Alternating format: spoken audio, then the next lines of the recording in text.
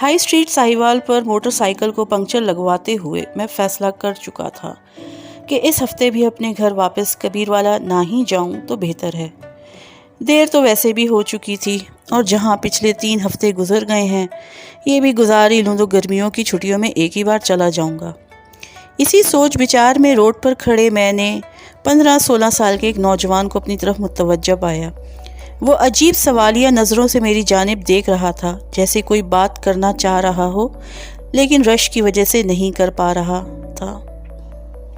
جب پنکچر لگ گیا تو میں نے دکاندار کو 100 روپے کا نوٹ دیا۔ اس نے 20 روپے کاٹ کر باقی مجھے واپس کر دیے۔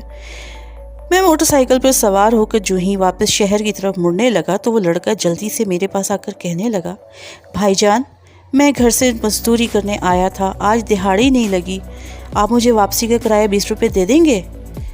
میں نے ایک اچٹتی سی نگاہ اس پر ڈالی۔ سادہ سا لباس، ماتھے پر تیل سے چپکے ہوئے بال، پاؤں میں سیمنٹ بھرا جوتا، مجھے وہ سچا لگا۔ میں نے 20 روپے نکال کر اس کے ہاتھ پر رکھ دیے۔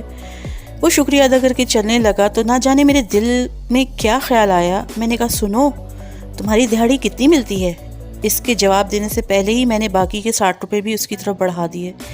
وہ ہچکچاتے ہوئے پیچھے ہٹا اور کہنے لگا، نہیں بھائی جان، میرا گھر منڈھالی شریف ہے، میں پیدل بھی جا سکتا تھا، لیکن کل سے ماں جی کی طبیعت ٹھیک نہیں، اوپر سے دہاڑی بھی نہیں لگی، سوچا آج جلدی جا کر ماں جی کی خدمت کر لوں گا۔ میں نے کہا، اچھا یہ پیسے لے لو، ماں جی کے لیے دوائی لے جانا۔ وہ کہنے لگا، دوائی تو میں کل ہی لے گیا تھا، آج میں سارا دن ماں جی کے پاس رہوں گا تو وہ خود ہی ٹھیک ہو جائیں گی، مائیں دوائی سے کہاں ٹھیک ہوتی ہیں بابو جی۔ میں نے حیران ہو کر پوچھا، تمہارا نام کیا ہے؟ اتنے میں اس کی بس بھی آ گئی۔ وہ بس کے گیٹ میں لپک کر چڑھ گیا اور میری طرف مسکراتے ہوئے زور سے بولا، گلو۔ گلو کی بس چل پڑی، لیکن گلو کے واپس کیے ہوئے 60 روپے میری ہتھیلی پر پڑے ہوئے تھے، اور میں ہائی اسٹریٹ کے رش میں خود کو یکدم بہت اکیلا محسوس کرنے لگا۔ کچھ سوچ کر میں نے موٹر سائیکل کا رخ ریلوے اسٹیشن کی طرف موڑ لیا۔ موٹر سائیکل کو سٹینڈ پہ کھڑا کر کے ٹوکن لیا اور ٹکٹ گھر سے 50 روپے میں خانے وال کا ٹکٹ لے کر گاڑی کے انتظار میں بینچ پر بیٹھ گیا۔ کب گاڑی آئی، کیسے میں سوار ہوا، کچھ خبر نہیں۔ خانے وال اسٹیشن پر اتر کے پھاٹک سے کبیر والا کی وین پر سوار ہوا۔ آخری بچے ہوئے 10 روپے کرایہ دے کر جب شام ڈھلے اپنے گھر کے دروازے سے اندر داخل ہوا تو سامنے صحن میں چارپائی پر امی جان سر پر کپڑا باندھے نیم دراز تھی۔ میرا بڑا بھائی دوائی کا چمچ بھر کے انہیں پلا رہا تھا۔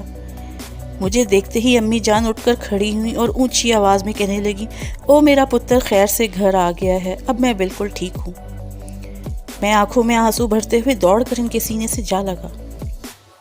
بس کے گیٹ میں کھڑا گلو کا مسکراتا ہوا چہرہ یکدم میری آنکھوں کے سامنے آ گیا، اور میں سمجھ گیا اس نے مجھے 60 روپے واپس کیوں کیے تھے۔ چراغ لے کر کوئی رستے میں بیٹھا تھا، مجھے سفر میں جہاں رات ہونے والی تھی۔